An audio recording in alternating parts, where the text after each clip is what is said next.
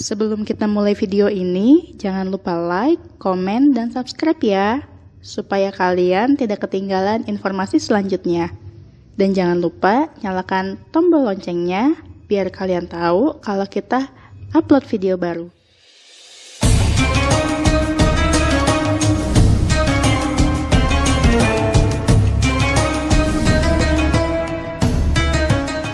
Bismillahirrahmanirrahim. Assalamualaikum warahmatullahi wabarakatuh. Alhamdulillah wassalatu wassalamu ala Rasulillah wa ala alihi wa ashabihi wa man tabi'a huda la haula wala quwata illa billah amma ba'du.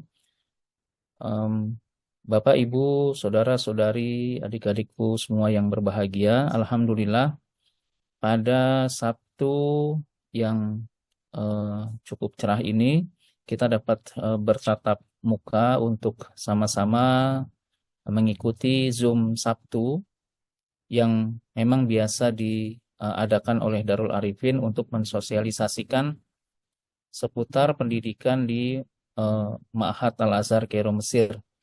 Dan insya Allah bersama saya Arifin untuk 1 jam ke depan kita akan sama-sama mengikuti penyampaian atau informasi-informasi yang sekiranya diperlukan oleh Bapak Ibu semua, juga bagi anak-anak kita untuk bisa lebih memahami tentang pendidikan di Ma'had Al-Azhar Kairo Mesir. Dan untuk memulai pertemuan kita, mari kita sama-sama membaca basmalah. Semoga Allah memberikan manfaat dan keberkahan pada pertemuan ini. Bismillahirrahmanirrahim. Ayah bunda, saudara-saudariku, adik-adikku yang dirahmati Allah, kita tahu bahwa Ma'had Al-Azhar itu adalah satu lembaga yang memang milik Al-Azhar, didirikan oleh Al-Azhar dan masih bagian dari Al-Azhar untuk jenjang SD, SMP, dan SMA. Jadi kalau sama seperti di Indonesia sebetulnya, kalau ada satu lembaga pendidikan yang cukup tua ya, besar, itu biasanya sudah memiliki pendidikan dari TK, SD, SMP, dan bahkan dari PAUD ya, PAUD, TK, SD, SMP, SMA, S1, S2, bahkan S3. Nah demikian pula dengan Al-Azhar yang memang sudah sangat tua ya, sangat tua usianya, dengan berbagai pengalaman, dengan berbagai alumni, banyak sekali alumni yang tersebar di semua negara, termasuk di Indonesia. Sementara Ma'had Al-Azhar adalah salah satu bagian dari lembaga tersebut. Jadi kalau di Al-Azhar istilahnya dengan ada namanya Rodotul Atfal, ya kalau kita seperti TK ya, RA ya. Kemudian setelah itu naik ke Ma'ahid, ya Ma'had.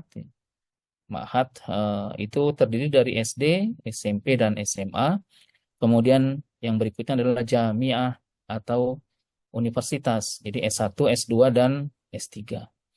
Dan Darul Arifin seperti setiap tahunnya itu memang membantu teman-teman untuk melakukan proses pemberkasan, kemudian pembekalan, pengiriman pelajar ke Mesir, kemudian menyediakan asrama di sana, membantu untuk proses pemberkasan di Kairo, sehingga anak-anak kita nanti bisa mengikuti pelajaran di kelas di Ma'had Al-Azhar.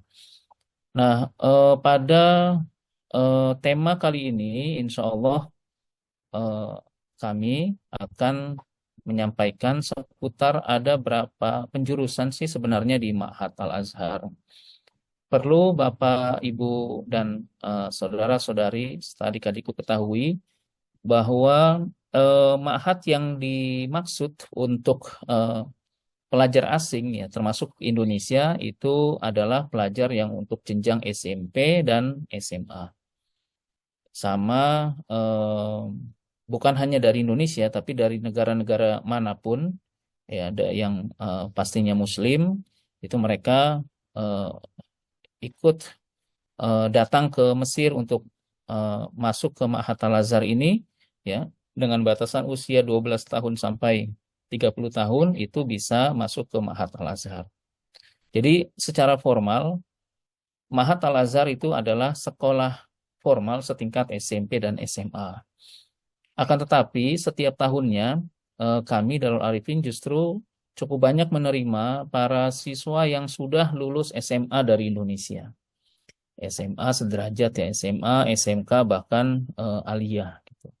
Hal ini memang dikarenakan di Ma'had Al-Azhar ada satu kelebihan yang bisa dimiliki oleh yang bisa didapatkan oleh para pelajar, di mana walaupun Ma'had itu artinya sekolah formal setingkat SMP dan SMA, kan tetapi karena di sana ada namanya akselerasi ya, ujian akselerasi atau ujian percepatan, sehingga para siswa tidak perlu berlama-lama di Ma'had Al-Azhar. Jadi karena memang dari pihak Al-Azhar sendiri melihat bahwa banyak sekali anak-anak yang ingin masuk ke Al-Azhar, terutama ke Universitas Al-Azhar, tapi karena berbagai hal, ya di antaranya mungkin karena pertimbangan bahasanya yang masih kurang, kemudian regulasi di tiap negara yang berbeda, dan seterusnya, maka Mahat Al-Azhar ini membuka lebar-lebar ya, bagi setiap calon pelajar yang berminat untuk mengikuti pendidikan di Al-Azhar, di Universitas Al-Azhar, itu bisa mengambil melalui jalur Ma'had tadi.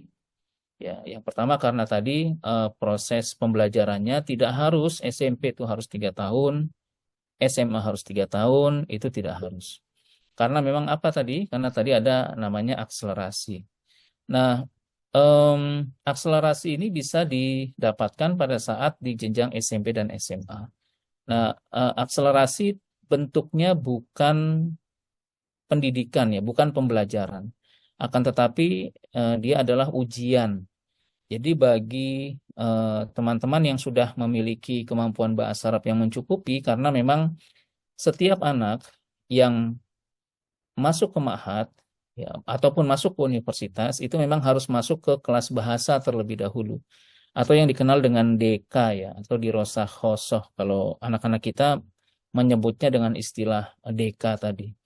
Nah, di DK ini para siswa memang diberikan pembelajaran bahasa Arab yang intensif, sebagai bekal mereka untuk masuk ke ma'had dan universitas. Begitu. Nanti ketika di DK, nanti para siswa akan mulai berkembang bahasanya ya, mulai yang sudah bisa semakin dalam, yang belum bisa menjadi bisa.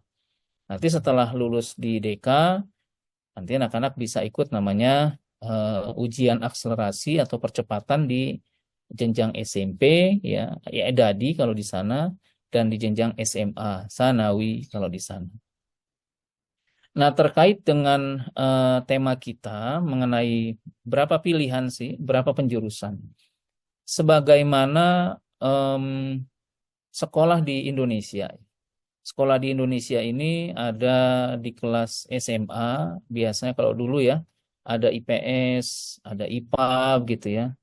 Mungkin ada yang lain. Nah, kalau di Ma'had itu memang penjurusannya hanya ada di kelas SMA, di jenjang SMA. Ya, atau di Sanawi tadi ya, di jenjang SMA. Adapun di jenjang I'dadi atau SMP itu tidak ada penjurusan, semuanya sama. Semuanya sama. Kemudian nanti pada saat anak-anak sudah masuk ke jenjang SMA, maka anak-anak punya beberapa pilihan. Punya pilihan untuk masuk, apakah anak kita akan masuk ke penjurusan yang mana. Nah, karena em, hampir ya, mungkin lebih dari 50% anak-anak yang masuk ke Ma'had ini orientasinya mereka akan melanjutkan ke universitas di Al-Azhar, maka dan sementara di universitas itu ada banyak penjurusan. Ternyata di Al-Azhar ini di universitas tidak hanya penjurusan agama. Kalau agama kan kita sudah sering mendengar adanya syariah, usuluddin, kemudian usuluddin nanti ada syu'bah lagi, ada penjurusan lagi, di situ ada yang tafsir, ada yang hadis ya. Eh, Kemudian ada lagi yang dirasa Islamiyah, ada Lughah Arabiyah, ada fakultas dakwah dan seterusnya. Itu yang agama. Adapun yang umum, ya ada yang umum, yang ada yang kedokteran, ada yang banyak sekali ya, ada kedokteran, ada lagi perdagangan, kemudian apotik ya, farmasi ya, kemudian banyak-banyak, cukup banyak. Nah, karena melihat em, keminatan para siswa, ada beberapa siswa yang asing itu juga pengen masuk ke Universitas Al-Azhar yang bidangnya umum, ya maka di Ma'had pun mereka sudah dilakukan penjurusan. Ada dua penjurusan. Jadi dua penjurusan itu yang dinamakan dengan penjurusan adabi, yaitu penjurusan agama. Kemudian yang kedua ada penjurusan ilmi sains. Ya. Yang pertama adalah adabi, yang kedua ilmi sains. Jadi bagi nanti teman-teman yang ketika masuk di Ma'had ini punya eh, proyeksinya ingin masuk ke Universitas Al-Azhar, karena memang salah satu kelebihan ya yang dimiliki di jenjang Ma'had ini, ketika antum lulus di Ma'had itu tidak ada tes masuk ke universitas. Jadi semuanya pasti diterima di Universitas Al-Azhar. Kenapa demikian? Karena nanti ketika antum sudah selesai di jenjang Ma'had itu akan dapat ijazah formal setingkat SMA yang dikeluarkan oleh Al-Azhar. Nah, ijazah inilah yang akan digunakan untuk masuk ke Universitas Al-Azhar tanpa tes. Nah, kenapa tanpa tes? Ya karena Al-Azhar sudah paham ya dengan kualifikasi, dengan kriteria, dengan kualitas yang kita miliki. Karena kita sudah ditempa di Ma'had tadi, bahasanya, kemudian ya segala segala hal yang yang merupakan bekal kita untuk masuk ke. Oh, Nah, kemudian em, karena kita akan masuk ke Ma'had tadi di jenjang SMA, maka ada dua tadi ya. Ya, yang pertama adalah adabi, agama. Jadi bagi anak-anak yang punya proyeksi masuk S1-nya nanti di agama, mungkin di Syariah Islamiyah atau Syariah wal Qanun, kemudian ada ke Usuluddin, kemudian ada lagi ke Lugha Arabiyah, kemudian di Rusat Islamiyah, kemudian satu lagi di dakwah dan seterusnya. Maka teman-teman bisa masuk ke penjurusannya, penjurusan yang adabi atau yang agama. Itu sudah eh, dihantarkan oleh para guru kita nanti di Ma'had, para syekh kita di Ma'had, untuk masuk ke untuk memilih ya apakah masuk di adabi atau di ilmi. Ya. Kemudian bagi kawan-kawan yang memang ingin penjurusannya nanti pada saat S1 itu masuk ke umum ya, ke kedokteran, ke eh, ke niaga ya, perdagangan, kemudian ke bisnis, kalau di kita banyak ya seperti itu ya, termasuk farmasi dan seterusnya. Maka pada saat di Ma'had pada jenjang sanawi atau SMA itu akan dimasukkan pada jurusan ilmi atau sains ya, penjurusan ilmi. Nah, apa bedanya antara penjurusan yang adabi dengan yang ilmi? Dua-duanya ini sama-sama di Al-Azhar, milik Al-Azhar memang sama. Nah, hanya seperti itu tadi. Karena memang cukup banyak ya anak-anak kita Darul Arifin yang ada di Kairo saat ini, eh, sebagian masuk ke penjurusan yang ilmi tadi, yang yang umum ya, yang sains. Kenapa demikian? Karena kelihatannya dalam beberapa tahun belakangan yang lagi booming ya di Al-Azhar itu adalah Universitas Al-Azhar yang fakultasnya fakultas kedokteran. Nah, ini cukup banyak ternyata peminatan khususnya dari Indonesia yang masuk ke fakultas kedokteran. Oleh sebab itu nanti pada saat di Ma'had Ananda akan diikutkan pada jurusan yang sains gitu. Nah, perbedaannya apa? Ya, yang perbedaannya yang pertama bahwa penjurusan di ilmi atau di sains itu tidak ada yang namanya akselerasi atau percepatan. Jadi sains itu 3 tahun ya, normalnya minimal 3 tahun. Kelas 1, kelas 2, dan kelas 3 gitu. Nah, berbeda dengan yang adabi tadi, yang agama. yang agama itu bisa mengikuti akselerasi atau percepatan. Karena memang segala materi pelajaran yang diuji pada saat ujian percepatan itu memang yang kaitannya semua dengan agama. Ya, ada fikihnya, bahasa Arab, tafsir, hadis, kemudian tarikh, sejarah, dan seterusnya. Itu yang diuji pada saat akselerasi. Nah, sementara di ilmi, ya itu memang em, lebih banyak materi pelajarannya yang membahas tentang umum. Cukup banyak sebenarnya teman-teman yang sudah mendaftar di Darul Arifin untuk tahun 2025 besok, itu menyampaikan bahwa mereka, Buya, saya mau masuk ke kedokteran nanti begitu. Ya, nanti berarti pada saat di jenjang sanawi di SMA itu harus mengambil yang sains gitu.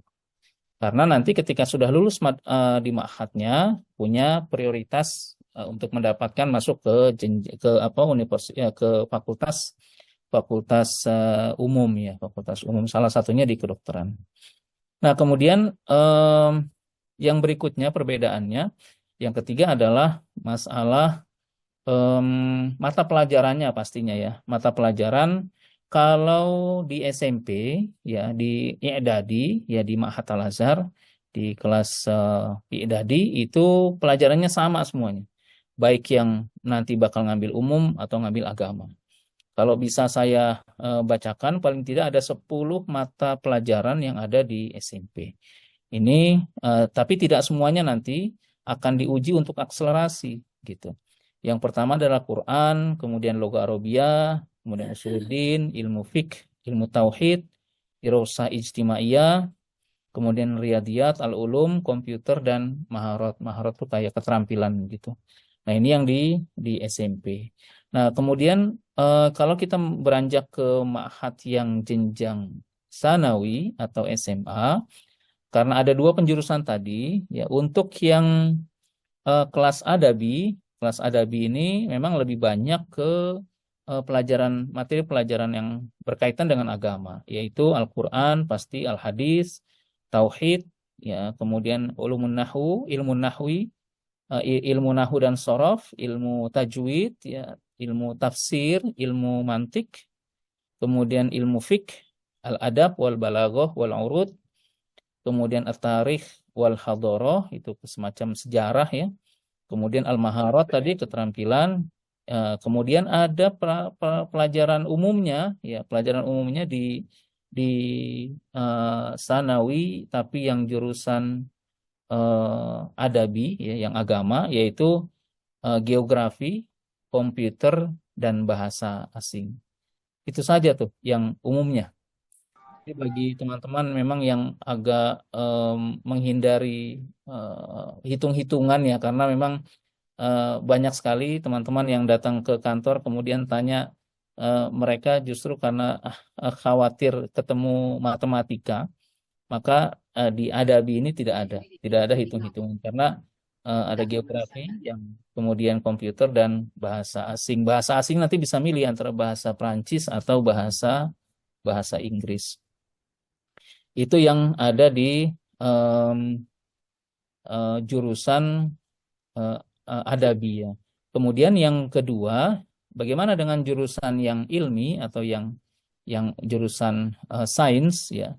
Itu tetap akan ada em, materi agama, akan tetapi, ya, kita akan ketemu nanti ada kimia, ada fisika, ya, ada matematika, ya, kemudian biologi, ya, ada maharot, ya, keterampilan juga, dan bahasa asing tadi. Jadi hampir sekitar 50%, nah 50% itu pelajaran yang akan didapat oleh para teman-teman yang ingin masuk ke penjurusannya sains, itu adalah materi umum, ya, seperti tadi fisika, kimia, hitung-hitungan, ya, dan seterusnya. Nah, saya kira sih sama, ya, sama seperti di Indonesia. Matematikanya pun sama, ya, 1 tambah 1 sama dengan 2 gitu. Kurang lebihnya seperti itu. Hanya bedanya kalau dari Indonesia kan dari kiri ke kanan, kalau yang Arab dari kanan ke kiri gitu kira-kira. Jadi hampir-hampir sama. Cuma nanti penyampaian materinya pasti dengan bahasa bahasa Arab ya, dengan bahasa Arab. Itulah mengapa setiap anak-anak yang mau masuk ke universitas ataupun masuk ke ma'had itu memang harus masuk ke jenjang eh, jenjang DK dulu atau kelas bahasa gitu. Jadi memang secara umum memang Al-Azhar itu sangat membuka diri untuk kita masuk ke Al-Azhar, kemudian memberikan peluang-peluang untuk bagi teman-teman yang punya potensi masuk ke penjurusan umum ataupun masuk ke penjurusan penjurusan agama ya. Karena semakin kemari memang Al-Azhar mengevaluasi, kemudian ternyata sangat membuka untuk yang umum. Karena pada tahun-tahun sebelumnya, tahun dulu apalagi ya pada saat saya di Kairo Mesir, itu hampir-hampir tidak ada dari Indonesia yang masuk fakultas kedokteran misalnya. Hampir tidak ada ya, karena memang kita tidak tahu ini alurnya seperti apa. Tapi dengan kondisi yang sekarang, adanya Zoom seperti ini, jadi kita bisa melihat, bisa mempelajari, bisa mempertimbangkan ini anak kita punya potensi kemana, kemudian bagaimana alurnya, apalagi sekarang Darul Arifin memang didirikan untuk membantu teman-teman semua untuk bisa melanjutkan studi di Al-Azhar, baik itu di Ma'had maupun di universitas. Jadi itulah eh, penjurusan yang dimiliki oleh Ma'had Al-Azhar dalam hal ini pada saat nanti Ananda ketika masuk ke jenjang sanawi atau SMA ya gitu. Bagi ayah bunda, adik-adik atau saudara-saudari yang ingin bertanya, dipersilahkan bisa dengan mengetik pada ruang chat atau bisa juga dibuka mikrofonnya mungkin. Silakan Bapak Ibu kalau ada yang mau bertanya.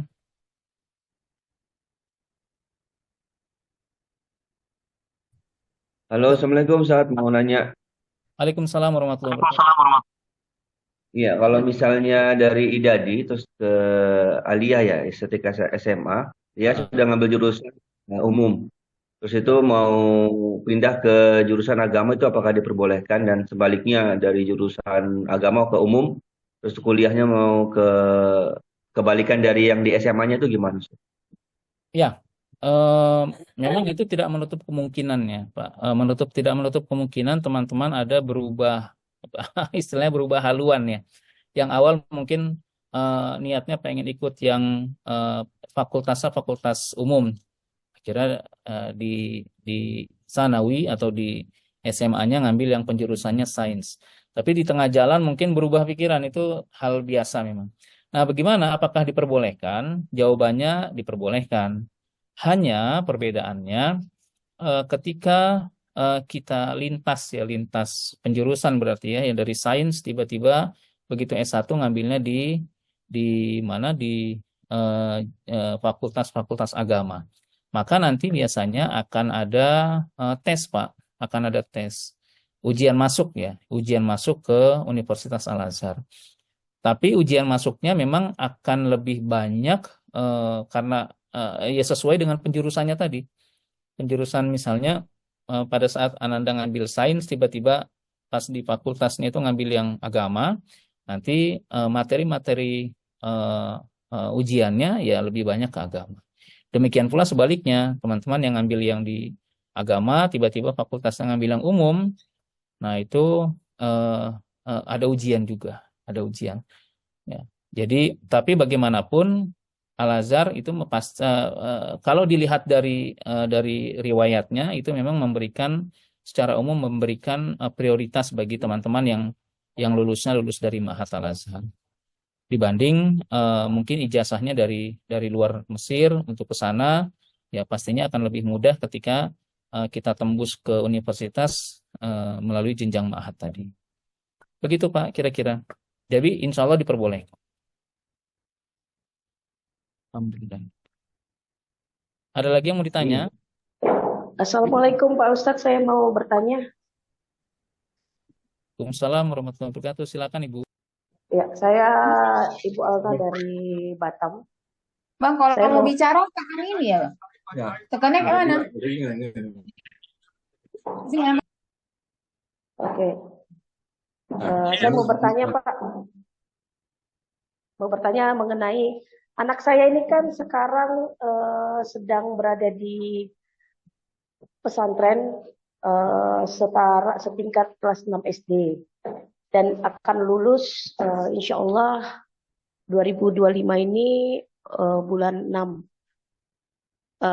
Pertanyaan saya, anak saya ini kan usianya baru 12 tahun nih nanti ketika dia lulus pas 12 tahun karena dia lahir bulan Juni. Apakah bisa Pak itu dia masuk ke Mahat ini? Terima kasih, itu pertanyaan saya. Wassalamualaikum warahmatullahi wabarakatuh. Waalaikumsalam warahmatullahi wabarakatuh. Ibu, Bapak, izin sebentar. Di sini lagi azan. Mungkin kita nanti akan saya jawab, insya Allah, Ibu. Bagi yang ingin bertanya, boleh nanti dikumpulkan saja. Nanti setelah azan skor kita sambung kembali. Terima kasih. Izin rehat sebentar.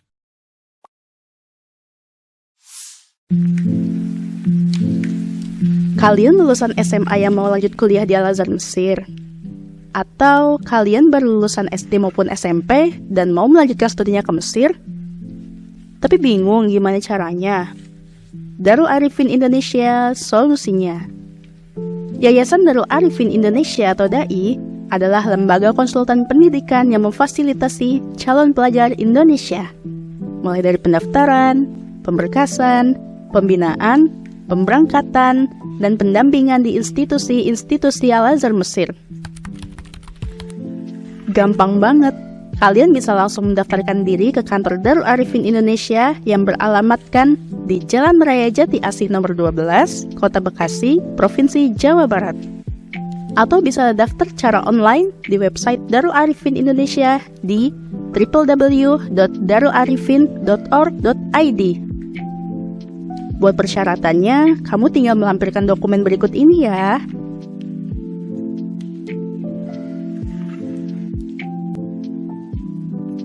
Jadi, tunggu apa lagi? Yuk, daftar sekarang.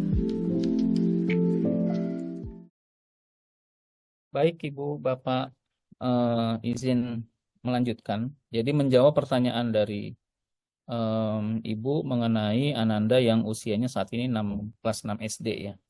Insya Allah 2025 itu sudah lulus, kemudian bisa lanjut usianya memang di bulan Juni itu 12 tahun. Memang ada peraturan dari Al-Azhar juga, termasuk dari pemerintah kita, bahwa anak-anak yang bisa berangkat ke Mesir untuk melanjutkan studi di Ma'had Al-Azhar itu adalah minimal usianya 12 tahun. Jadi 12 tahun itu terhitung dari proses pemberkasan Ananda saat di Kairo, Mesir. Ada beberapa, hampir setiap tahun anak-anak yang usianya masih 12 tahun itu banyak yang kami berangkatkan. Alhamdulillah, baik yang putra maupun yang putri. Bahkan pada tahun 2021 kalau tidak salah, dan anak usia masih belum genap 12 tahun saat itu, masih 11 tahun. Nah, jadi ketika Ananda lulus, kemudian tidak ikut wisuda di sekolahnya, langsung berangkat. Karena waktu itu proses pemberangkatan tidak bisa maju di bulan Juni pada saat itu. Jadi setelah terhitung lulus, langsung terbang ke Kairo, Mesir. Cuma masalahnya saat itu belum genap 12 tahun. Nah, pada saat proses pemberkasan, kita tunggu sampai usianya 12 tahun. Pas di bulan, kalau tidak salah Agustus atau September saat itu pas genap 12 tahun baru bisa kita daftarkan. Dan saat ini, Masya Allah sudah posisinya sudah kelas akhir, yang sebentar lagi masuk ke jenjang universitas. Karena memang Ananda mengambil di penjurusan yang ada di agama. Jadi artinya anak-anak yang saat ini mendaftar memang dalam kondisi sedang menyelesaikan kelas akhirnya, baik di SD maupun di SMP maupun juga di SMA, gitu. Jadi karena proses pendaftarannya tidak perlu melibatkan anak ya, jadi orang tua proses pendaftarannya langsung mengisi formulir, kemudian menyerahkan dokumen pribadi, bukan dokumen yang terkait dengan ijazah dan seterusnya. Jadi hanya KTP orang tua, kemudian kartu keluarga, akte lahir, paling tidak untuk mengambil kuotanya. Kemudian setelah itu ketika lulus, Ananda bisa ikut proses pembekalan. Jadi sudah terdaftar, sudah kita ajukan untuk visa pelajarnya, kemudian kita sudah kirimkan data-datanya ke Kairo. Kemudian nanti pada saat Ananda lulus bisa ikut pembekalan, tidak lama berangkat ke Kairo. Karena memang proses pendaftarannya itu cukup panjang, tahapannya panjang sekali. Jadi kalau kalau kita mendaftar menunggu lulus itu pasti akan ketinggalan. Karena ada beberapa tahun-tahun kemarin pun ada yang seperti itu. Karena mungkin perkiraan masing-masing ada yang berpikiran nanti lulus dulu baru daftar. Padahal ketika lulus baru daftar itu ketemunya tahun berikutnya lagi, nggak bisa di tahun yang sama. Karena proses pemberkasannya dari penyerahan berkas ke kedutaan, kemudian pengurusan permohonan visa pelajar, kemudian rekomendasi-rekomendasi dari beberapa di kementerian, yaitu cukup panjang waktunya. Jadi jawabannya adalah insya Allah bisa Ibu, silahkan mendaftar. Kemudian keberangkatannya tetap di 2025 dan memang setiap tahun proses pemberkasan yang dilakukan, proses pembekalan yang dilakukan oleh Darul Arifin memang sengaja dilakukan di bulan Juli biasanya. Juni, Juli, Agustus sampai keberangkatan. Agar apa? Agar bisa sesuai dengan masing-masing siswa. Karena di bulan-bulan itulah mereka baru tamat, baru menyelesaikan kegiatan-kegiatan di sekolah atau di pesantrennya, kemudian bisa melanjutkan mengikuti proses pembekalan di Darul Arifin. Begitu Ibu, silakan bergabung. Sudah cukup menjawab Ibu jawaban tadi? Ada lagi yang mau ditanyakan? Ini ada pertanyaan dari Bu Ira. Bismillah Ustadz, saya mau tanya, anak saya kan kelas 3 aliyah. Ingin ke Mesir, apakah harus pendidikan dulu di madhab? Bukan madhab ya Bu, di ma'had ya. Kalau madhab itu aliran. Dan kira-kira kalau belajar bahasa lagi berapa lama dan untuk ke Mesirnya kira-kira kapan dan perkiraan bayarnya Ustadz? Terima kasih. Ya, sebagaimana tadi yang disebutkan bahwa Ma'had Al-Azhar itu memang secara formal adalah setingkat dengan SMP dan SMA. Tapi sejatinya Ma'had itu didirikan juga untuk persiapan masuk ke Universitas Al-Azhar. Oleh sebab itu tadi Ma'had itu memberikan kemudahan dengan diperbolehkannya mengikuti ujian akselerasi. Banyak anak-anak kita yang ikut ujian akselerasi dan cukup cepat ya proses pembelajaran di Al-Azharnya, di Ma'had Al-Azhar. Begitu. Nah, jadi untuk keberangkatannya, kalau pendaftarannya dari sekarang, karena Desember itu kalau tidak salah masih untuk gelombang pertama masih ada sekitar 15 atau 16 kuota lagi ya, akan ditutup di akhir Desember kalau tidak salah.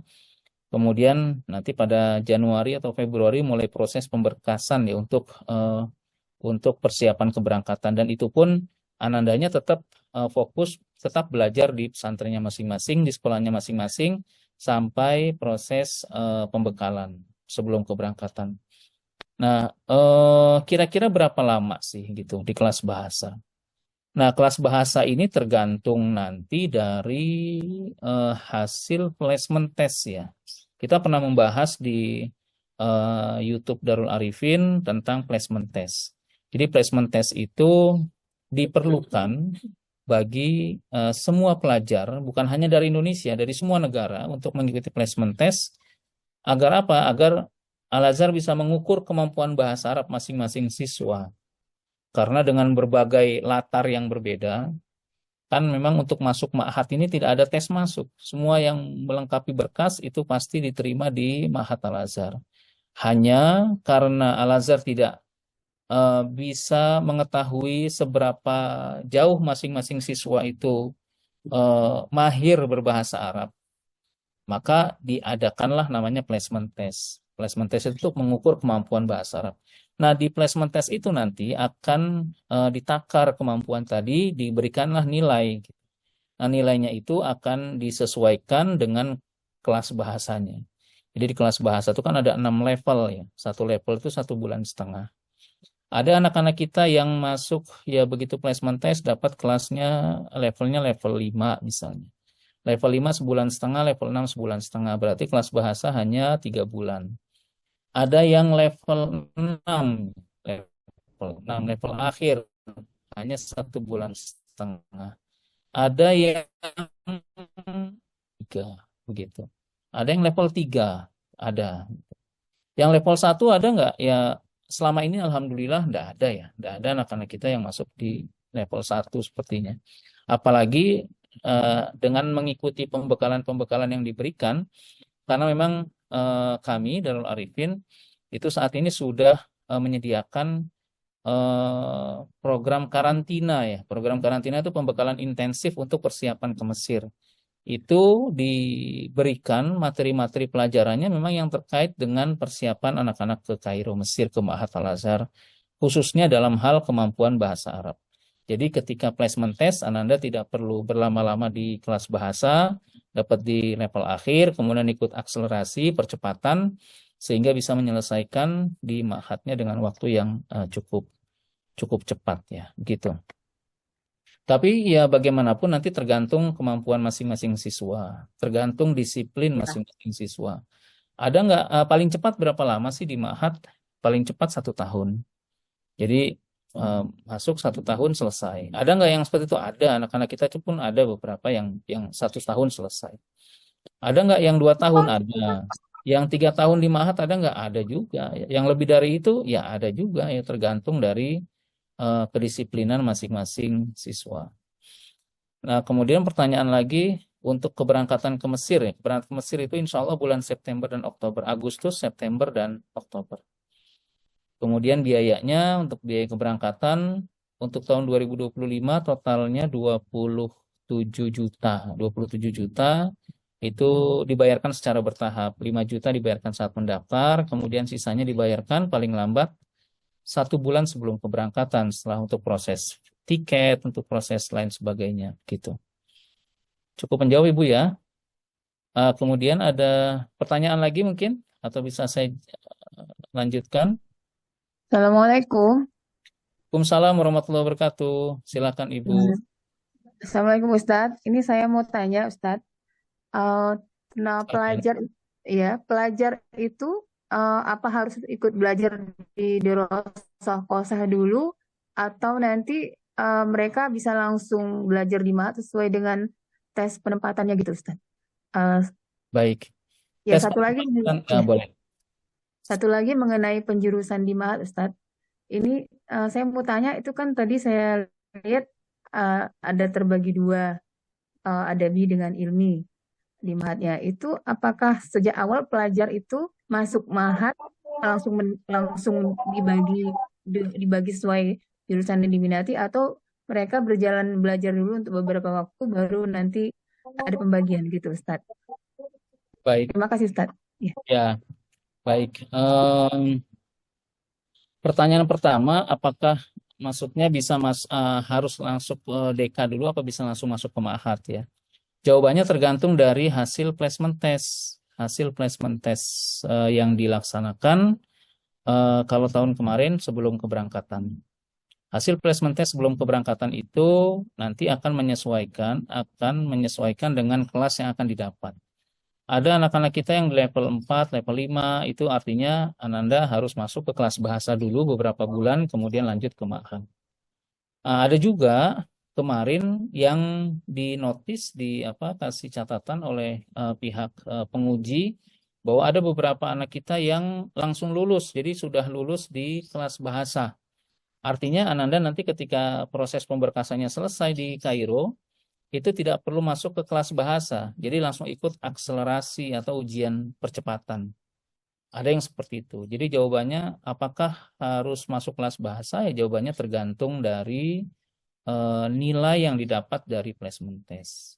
Kalau nilainya ternyata harus masuk ke kelas ke level 4 ya berarti masuk kelas bahasa. Kalau ternyata levelnya nilainya ternyata dinyatakan lulus kelas bahasa walaupun tidak perlu ikut karena nilainya mungkin di atas 90 misalnya. Kayak kemarin ada beberapa anak yang nyatakan seperti langsung ikut ujian akselerasi. Nah, terkait dengan pertanyaan yang kedua ya. Pertanyaan kedua itu, apakah penjurusan itu bisa didapatkan pada saat pertama kali masuk Ma'had? Jawabannya, penjurusan itu didapatkan ketika Ananda sudah masuk di level atau di kelas Sanawi atau kelas SMA. Di kelas SMA. Nah, di kelas SMA ini Ananda kan harus harus mengikuti ujian akselerasi yang SMP dulu. Jadi semua anak, baik itu yang lulusan SD, lulusan SMP, lulusan SMA, ya atau aliyah sederajat, itu ketika masuk ke Ma'had diperlakukan semua sama. Yang membedakan apa? Yang membedakan adalah kemampuan bahasa Arab masing-masing siswa. Ketika Ananda dinyatakan lulus di kelas bahasa, ya di DK, maka Ananda akan diikutkan di ujian akselerasi atau percepatan. Ujian akselerasi nanti ada dua, ujian akselerasi SMP dan ujian akselerasi SMA. Ya. Nah, ujian akselerasi SMP jaraknya berapa lama tuh? Jaraknya adalah kalau yang sudah itu sekitar 10 hari ya. Jadi dalam 10 hari itu memang Ananda akan dikebut pembelajaran persiapan untuk masuk ke akselerasi tadi. Jadi kalau ujian nanti di akselerasi yang pertama itu ujian akselerasi untuk SMP. Kalau Ananda dinyatakan lulus, maka tidak perlu masuk SMP, walaupun di sininya mungkin masih SD. Gitu. Tapi sebaliknya, misalnya Ananda sudah aliyah di sini, kemudian ikut ujian akselerasi SMP. Nah, di akselerasi SMP ini ternyata Ananda harus nilainya kurang, maka Ananda harus masuk di salah satu kelas di SMP tadi. Nah, begitu ya. Jadi nanti ketika sudah lulus akselerasi SMP itu sudah berhasil, nanti Ananda akan ikut akselerasi SMA. Nah, pada saat akselerasi SMA inilah yang akan memisahkan antara teman-teman yang ikut penjurusan adabi, agama, atau penjurusan ilmi. Kalau Ananda ikut penjurusan ilmi, berarti akselerasi SMA-nya tidak ada. Hanya akselerasi SMP, kemudian berhasil nilainya bagus, langsung masuk kelas 1 SMA. Atau 1 Sanawi, kelas 2 Sanawi, kelas 3 Sanawi, lulus, masuk universitas pada jurusan yang umum. Nah, akan tetapi bagi Ananda yang memang mau masuknya ke adabi, ke agama, maka nanti ketika lulus di ujian akselerasi SMP, Ananda akan diikutkan untuk akselerasi SMA-nya. Nah, di SMA nanti Ananda bisa fighting ya, bertarung di situ, menunjukkan kemampuan dalam menjawab soalnya. Nanti tinggal dilihat kalau kemampuannya bagus ya bisa jadi langsung lulus atau paling tidak di kelas 2 misalnya. Di kelas 2, kemudian setelah lulus kelas 2 tidak perlu kelas 3 karena di kelas 3 ada ujian akselerasi juga untuk lompat kelas masuk ke universitas langsung. Gitu. Jadi penjurusan itu akan didapat ketika Ananda memulai pembelajaran di jenjang Sanawi atau SMA. Begitu, Ibu ya. Ada lagi yang mau ditanya? Ini ada saya jawabkan. Boleh diinfo biaya kuliah di Universitas Al-Azhar. Biaya kuliah di Universitas Al-Azhar ya, secara umum itu tidak ada ya, Ibu ya. Tidak ada biaya pendidikan di Al-Azhar. Baik itu di Ma'had ataupun di universitas. Hanya memang bedanya kalau di Ma'had itu tidak ada, memang belas ya, tidak ada biaya administrasi, tidak ada biaya buku, tidak ada biaya SPP gitu. Tetap ada hanya biaya hidup ya, termasuk biaya asrama. Kalau di universitas yang ada tidak ada biaya SPP sama, hanya ada biaya rusum ya. Rusum tuh artinya semacam administrasi. Administrasi itu kalau di sana di universitas beda-beda, tapi kisarannya antara 1.000 sampai 1.500 le ya. Kalau dirupiahkan mungkin sekitar 500 ribuan lah. Satu tahun ya, 2 semester. Murah sekali. Nah, kemudian perbedaan yang kedua, buku ya. Buku itu dibagikannya bukan dalam bentuk diktat yang sudah dicetak. Kalau di Ma'had kan sudah dicetak, tinggal ngambil di TU-nya di sana di sekolah. Nah, kalau untuk yang kuliah itu dibagikan dalam bentuk PDF. Nah, di PDF itu teman-teman biasanya mencetak sendiri ya, di print sendiri di tukang print atau di tempat percetakan. Nah, itu ongkosnya di situ.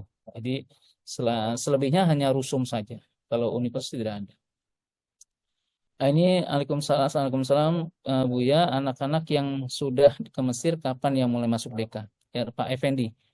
Eh, Beberapa kegiatan memang ketika Ananda tiba di Kairo itu harus mengikuti pemberkasan. Nah, pemberkasan itu yang agak lama memang. Jadi berbeda dengan di Indonesia. Kalau di Indonesia ketika kita mendaftar, kemudian mengikuti tahun ajaran baru sudah selesai. Tidak ada proses pemberkasan masing-masing. Kecuali mungkin untuk orang asing ya, yang orang asing yang datang dari luar negeri kemudian ikut sekolah di Indonesia harus melampirkan beberapa persyaratan. Nah, kalau untuk Indonesia di sini ya sama mendaftar kemudian langsung belajar biasanya seperti itu, ikut tes pembelajaran. Tapi kalau di kita sama seperti orang-orang asing lainnya, karena memang tadi kalau orang asing dari luar ke Indonesia ya birokrasinya lumayan panjang, sama seperti kita di Mesir, kita sebagai orang asing memang tidak bisa langsung, jadi harus mengikuti birokrasi yaitu pemberkasan. Nah, pemberkasan ini yang perlu Bapak Ibu ketahui nanti ketika Ananda sudah tiba di Kairo, itu prosesnya lumayan panjang.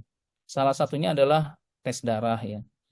Tes darah itu prosesnya juga lama. Kemudian proses stempel di Abbasiyah, di imigrasi dan seterusnya. Setelah proses pemberkasan selesai, nanti Ananda tinggal mengikuti. Sebenarnya secara sistem ketika Ananda sudah ikut placement test di Indonesia sebelum keberangkatan kan sudah dapat nilainya tuh. Ananda dapat di kelas berapa. Itu namanya sudah tercantum di Al-Azhar, di Ma'had Al-Azhar. Di kelas bahasa di DK tadi. Hanya karena karena Al-Azhar itu masih menganut sistem tradisional, mereka tidak mau secara utuh ya, menerima sampai kita datang. Jadi anaknya harus datang, bawa paspor, bawa berkas yang fisiknya, kemudian baru diterima. Nah, seperti itu. Ya berbeda dengan kalau kita sekolahkan anak kita di Eropa, misalnya di Inggris, misalnya bisa pakai sistem murosalah ya, apa surat menyurat, kemudian sudah pasti diterima, sudah ke sana langsung masuk sekolah. Kalau di Al-Azhar karena ada juga sistem tradisional, kita harus datang orangnya, harus melampirkan berbagai persyaratan yang ada. Nah, itu memang butuh waktu yang cukup lama.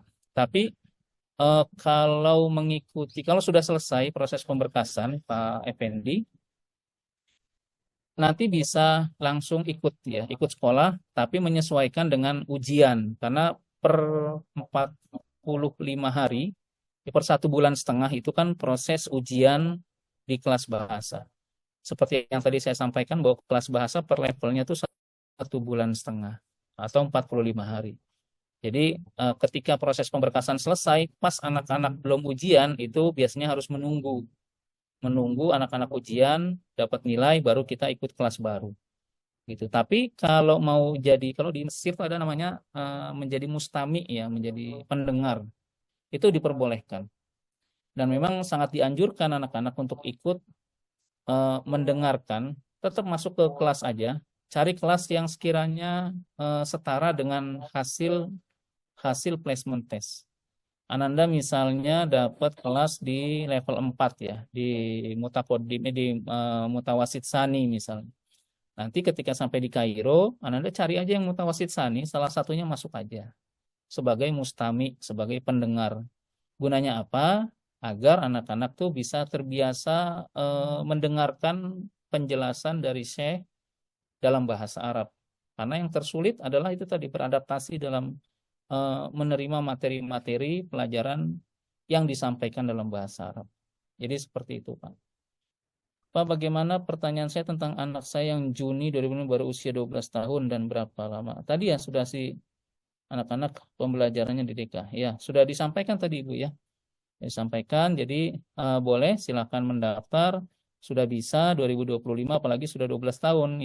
Yang agak sulit nanti kalau misalnya lulus SD tapi usianya masih 11 tahun dan itu ketemu 12 tahunnya tahun berikutnya, itu sulit. Karena memang ada beberapa kasus anak-anak yang sekolahnya kecepatan, kalau bahasa kita dulu ya, kecepatan. Usia 11 tahun sudah lulus SD, nah itu harus nunggu 1 tahun. Tapi kalau sudah di tahun keberangkatan itu sudah lulus, usianya sudah 12 tahun, insya Allah bisa, tidak ada masalah.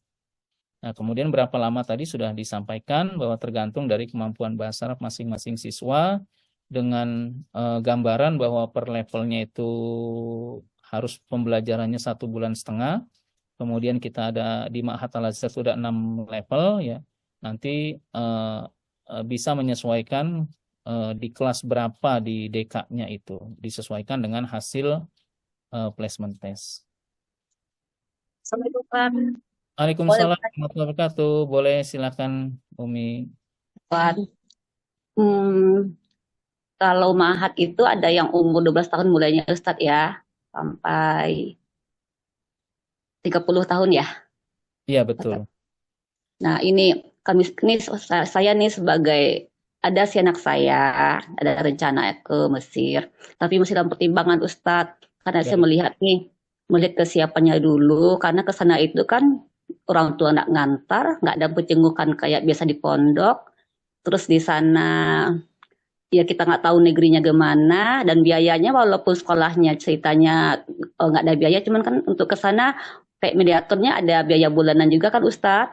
Betul. Nah, jadi di pertimbangan kami gini, mulai kesiapan anak dulu, sejauh mana besar keinginannya untuk ilmu di sana. Terus, kalaupun dia nanti rezeki ke sana nih Ustadz, misalnya melalui mediator ini, bagaimana ya pendampingan anak-anak selama di sana, misalnya nih, kalau saya pengalaman nih anak saya di pondok, kadang-kadang dari segi target belajarnya ada kadang mood, kadang naik, terus apalagi ada tekanan kalau targetnya nggak dapat, terus sama teman-teman juga gitu. Nah, andaikan itu nanti mereka menghadapi hal begitu, penguatannya gimana di sana Ustadz? Dan apa sih kelebihan mediator ini, apa namanya, Darul Arif ini dengan mediator lainnya? Karena saya juga ada sih ngikut Zoom yang mediator lain untuk biar lebih memilih yang mana yang lebih baik untuk anak saya gitu Ustadz. Maaf ya Ustadz ya. Baik, Ibu. Satu lagi Ustadz. Ya. Kalau anaknya paket C misalnya, bisa nggak Ustadz ke Ma'had? Paket B apa paket C gitu? Baik. Bukan pondok misal ya. Apa Ustadz Skron? Afwan. Jadi terkait dengan kesiapan ya, memang kalau kita mau menghadapi sesuatu ya siap nggak siap sebetulnya. Jadi pertimbangannya antara kesempatan dengan kesiapan gitu. Kalau kesempatannya waktunya lulus harus melanjutkan studi, ya kesiapannya tinggal disesuaikan. Atau menunggu kesiapan, seperti kita mau perjalanan umroh misalnya, saya belum siap, saya sholatnya masih bolong-bolong gitu ya. Itu ya, hampir semua sama. Kesempatan itu kadang berbenturan dengan kesiapan. Kadang kita mengevaluasi diri itu apakah kita siap atau tidak. Itu sebenarnya kesiapan itu memang harus disesuaikan, harus diadaptasikan, harus di apa kalau bahasa kita ya, dibela-belain lah begitu ya. Gampangnya begitu. Karena kalau menunggu kesiapan nggak akan siap. Hampir semua anak-anak kita ya, yang ke Kairo itu bahasa Arabnya minim. Bahkan saya dulu saat ke Mesir itu bahasa Arabnya juga sangat minim. Nah, bagaimana kita bisa belajar bahasa Arab? Ya, efektifnya ketika kita belajar bahasa Arab di negeri Arabnya. Kita kursus bahasa Arab pun begitu sampai sana juga agak bengong-bengong gitu. Nah, sama seperti kita belajar bahasa Inggris, lebih efektif kalau kita langsung praktek atau belajar atau bahkan kursus bahasa Inggris di negara Inggris. Begitu. Jadi kesiapannya itu ya memang harus dipersiapkan tanpa harus menjadi hambatan hilangnya kesempatan studi di Al-Azhar. Ya. Itu yang pertama. Yang kedua, masalah pembinaan pendampingan di Kairo Mesir. Kalau kita mengacu dengan kondisi anak-anak kita di pesantren, itu memang akan sulit ditemukan bagaimana pembinaan kita di Mesir. Kami ada pesantren Darul Arifin di Cipanas. Itu memang steril betul. Tidak ada handphone, tidak ada merokok, tidak ada keluar-keluar tanpa izin. Itu steril betul-betul. Karena memang Ananda, masing-masing santri itu sekolah di situ, belajar di situ, halakoh di situ, makan di situ, tidur di situ. Jadi kita kontrol betul 100% sampai handphone itu hanya dari hanya hari Ahad dari jam berapa? Jam 10 sampai jam 3 sore kalau tidak salah. Itu bisa begitu sterilnya. Tapi kalau di Mesir itu tidak bisa, ya, tidak bisa kita perlakukan sama seperti itu. Nah, maka bagaimana tadi? Ya terkait dengan persiapan tadi. Jadi kemandirian anak-anak itu harus dibiasakan sebelum keberangkatan. Kemudian semangat anak-anak tuh harus ada. Makanya kalau ada orang mendaftar, selalu ketika datang ke kantor selalu saya tanya, Anandanya ente mau ke Mesir gitu ya. Jadi usahakan kalau ke Mesir memang anaknya itu memang mau ke Mesir.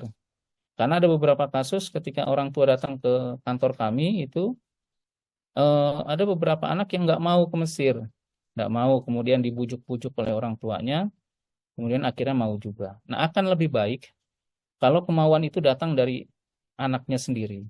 Dan anaknya harus bertanggung jawab dengan apa yang dia mau gitu. Dengan tujuan dia ke Mesir, dengan tujuan anak kita ke Mesir itu untuk apa, dan usahanya harus berbanding lurus dengan apa yang dia cita-citakan gitu.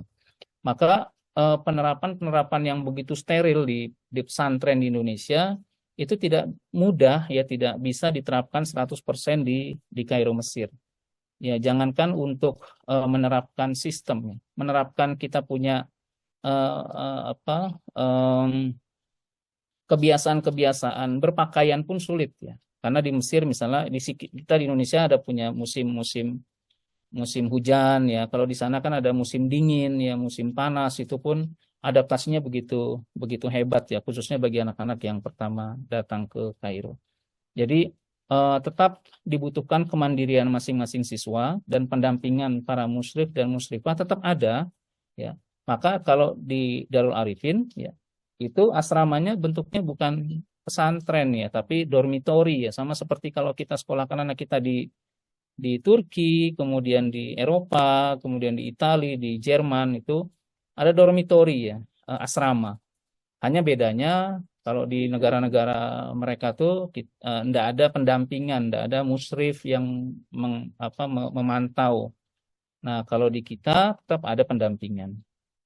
Bahkan sesuai dengan kesepakatan, misalnya anak-anak itu diminta kesepakatan jam sekian, misalnya handphonenya dikumpul, jam sekian harus masuk ke asrama, apalagi sebelum keberangkatan ada beberapa poin yang harus ditandatangani oleh masing-masing anak dan masing-masing orang tua, ya, termasuk masalah tidak boleh merokok, tidak boleh pacaran, tidak boleh keluar malam di atas jam sekian, tidak boleh main handphone yang berlebihan. Jadi itu sudah ditulis sebelum keberangkatan anak-anak ke Kairo Mesir. Begitu. Jadi pembinaannya seperti itu. Kemudian yang terakhir masalah paket C ya. Jadi kalau di Ma'had Al-Azhar sebenarnya ijazah apapun itu diterima selama itu resmi dan formal gitu. Hanya memang di pemerintah kita regulasinya kan seringkali berubah-ubah. Jadi apalagi ini pergantian menteri nih, pergantian menteri agama, karena memang Al-Azhar mengacunya ke Kementerian Agama, ya jadi nanti akan ada penyesuaian lagi. Tapi ala kulli hal bagaimanapun Ma'had Al-Azhar tetap menerima ijazah apapun yang penting itu resmi dari pemerintah Indonesia gitu. Cukup menjawab Ibu, Bapak.